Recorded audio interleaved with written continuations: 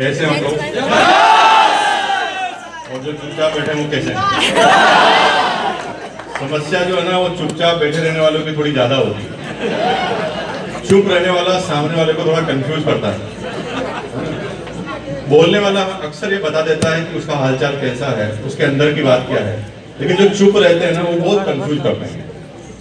और अगर इसका लाइव डेमो देखना चाहते हो ना, तो यहाँ से जब घर पे जाओ तो 3 घंटे तक अपनी बीवी के सामने एकदम चुप रहना, तो प्रॉब्लम हो जाएगी बहुत बढ़िया।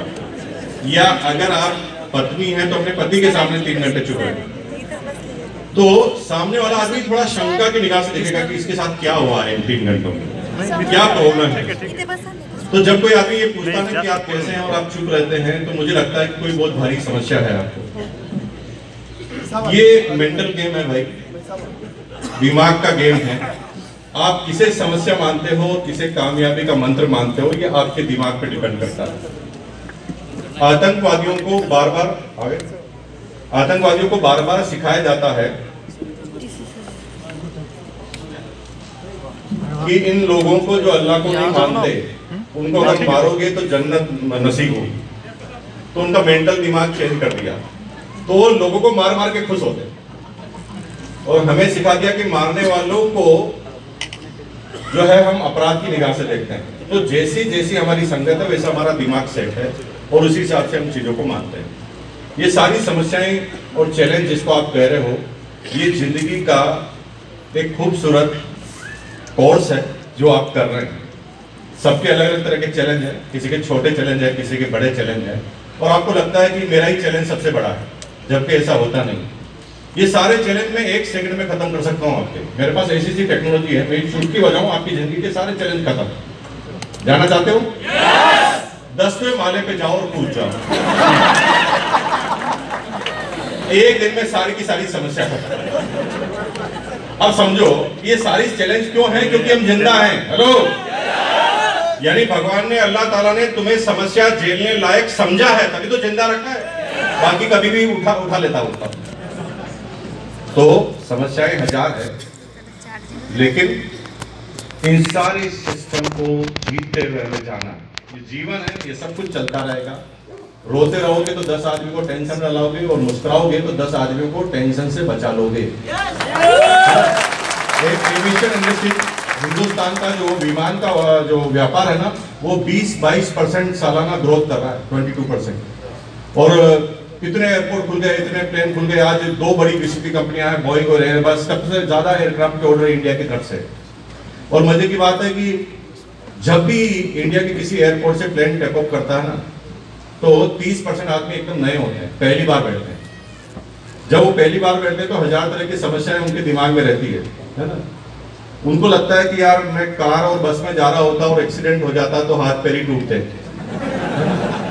अगर इस प्लेन का कुछ हुआ तो कौन सा चिथड़ा कहाँ जाएगा हमें भी पता नहीं। बड़ा बेचारा डरते डरते पहली बार प्लेन में बैठ तो जाता है, क्योंकि लोगों को बैठते हुए देखता है। फिर वो सोचता है मेरी थोड़ी किस्मत खराब है ना, मैं बैठूंगा थोड़ी होगा ऐसा, और ऐसे तैसे करके वो बैठ जाता है। लेकिन जब पहली बार कोई प्लेन में बैठता है ना, तो उसकी शक्ल से पता लगाया जा सकता है कि ये पहली बार बैठा है। वो देखना बड़ा घूर घूर के देखता सबको, इधर उधर, खिड़की पे, आगे पीछे नीचे। एयर होस्टेज आती है ना तो थोड़ा उसकी तरफ देखता है, जो ही लगता है कि एयर होस्टेज उसकी तरफ देख के मुस्कुरा रही, वो आंखें नीचे कर देता है। फिर वो जुई जाती, फिर घूम के देखना चालू कर देता है। इस तरह से खूब सारी चीज उसके जीवन में होती है, और जैसे तैसे वो एक एक चीज पे निगाह रखता है। प्लेन जुई रनवे पे जाता है, रनवे पे दौड़ना चालू करता है, उसकी दिल की धड़कनें तेज तेज करने लगती है। लेकिन जब भी वो रनवे छोड़ता है और हवा में आता है, तो 3 किलोमीटर तक हवाओं का दौर रहता है, और हवाओं से प्लेन टकराकर वाइब्रेट करता है। इतना तेज वाइब्रेट करता है कि वो आदमी समझ जाता है कि आज ही वो दिन है, ये प्लेन कुछ गड़बड़ कर रहा है, और शायद आज ये बैलेंस बिगाड़ेगा और ये नीचे जाके गिरना ही है फाइनल। लेकिन समस्या और ज्यादा बढ़ जाती है जब पड़ोसी भी नया होता है। वो उसकी शक्ल को देखता है, ये इसकी शक्ल को देखता है, दोनों आपस में कहते हैं भाई भगवान का नाम ले लो, हो सकता है आज ही अंतिम दिन हो। ठीक है जी।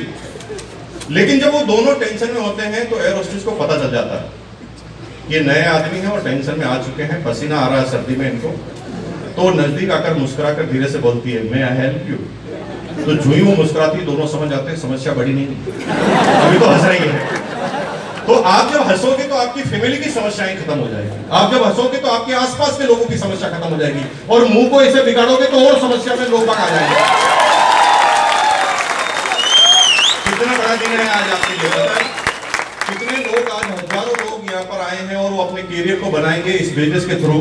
पीसी छाबड़ा जी का जोरदार सेशन अभी आपके सामने होने जा रहा है, उनके बारे में ज्यादा मैं कुछ नहीं कहूंगा। मैं पिछले आरसीएम बिजनेस को 18 साल हो गए, और 18 साल से पहले 5 साल पहले मैं लगातार संपर्क में हूँ, यानी 24 सालों से 23 सालों से मैं लगातार टीसी छाबड़ा जी के संपर्क में हूँ। उनका उद्देश्य एक बिजनेसमैन की तरह नहीं है। बिजनेसमैन जैसा कि बार बार पैसों की बात करते हैं और बार बार पैसों से जोड़ने की बात करते हैं, और दुनिया में जब भी आप किसी नेटवर्क मार्केटिंग कंपनी में जाएंगे तो हर व्यक्ति क्या बात करता है कि ना हमारी कंपनी में पैसा ज्यादा आता है। पैसा इस बिजनेस का अंतिम प्रोडक्ट है, पहला प्रोडक्ट पैसा नहीं है। पैसों के लिए काम मत करो, क्योंकि पैसों के लिए अगर आपने काम किया तो पैसा तो हर जगह है। कहां पैसा नहीं, किस बिजनेस में पैसा नहीं बताओ? अरे लोग झाड़ू के बिजनेस में भी करोड़पति बन जाते हैं, और पैसा ही कमाना तो आरसीएम करने की जरूरत नहीं है। पैसा करना है तो 500 रुपए का रामपुरी चाकू लाओ, किसी के भी लगा दो, बोलो तेरा सारा निकाल, राम राम जपना, पराया माल अपना, साला 100% प्रॉफिट। पैसा दाऊद इब्राहिम के पास कम है क्या? आप सब लोगों को खरीद ले फिर भी बच जाए। तो पैसे का क्या है? पैसा बोझ है, लेकिन 28 साल से बीबी से नहीं मिल पाया, दोनों बेटी की शादी में नहीं आ पाया। कल पैसा चाहिए क्या आपको? नहीं, पैसा नहीं, इज्जत के साथ पैसा चाहिए। क्या चाहिए? इज्जत के साथ पैसा चाहिए। तो इज्जत के साथ पैसा दिलाने का काम पीसी छाबड़ा जी ने किया है, हजारों और लाखों लोगों की जिंदगी को बनाया है। उनके वर्ड बड़े सरल हैं, सीधे हैं।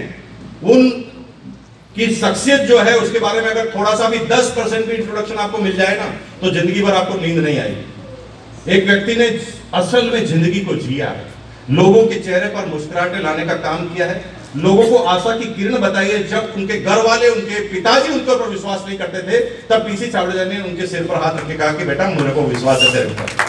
और कितने लोगों की जिंदगी बदल दी हिंदुस्तान में, कितने लोगों की सोच को बदल दिया हिंदुस्तान में, और उन्होंने क्या क्या नहीं किया। ऐसे बहुत सारी शख्सियतें मिलेंगी जिन्होंने पैसा कमाया होगा, लेकिन ऐसे कम लोगों को मिला होगा जो एक बहुत बड़ा बिजनेसमैन भी है, एक बहुत बड़ा राइटर भी है, और एक बड़ा सिंगर भी है, एक बहुत बड़ा आर्टिस्ट भी है, एक बहुत बड़ा डांसर भी है, एक बहुत बड़ा गायक कलाकार भी है।